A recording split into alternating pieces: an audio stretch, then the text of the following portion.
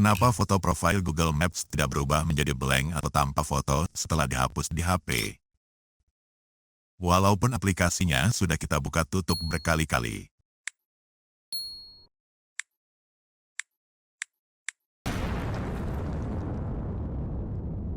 Jawabannya, sebenarnya sepanjang kita sudah berhasil menghapusnya, maka ikon profil account kita ujung-ujungnya akan tetap berubah atau kembali menjadi tanpa foto.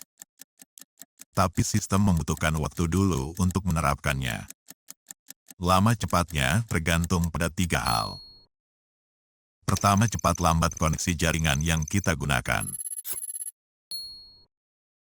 Kedua, jumlah antrian orang di dunia yang juga melakukan hal yang sama terhadap foto profilnya seperti kita. Dan ketiga, kondisi sistem dan server Google.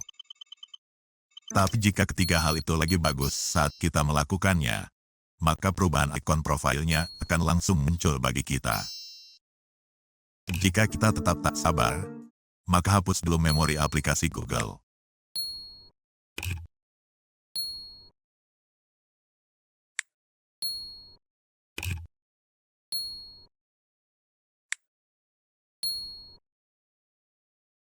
Kemudian baru dibuka lagi aplikasinya. Nah, berhasil.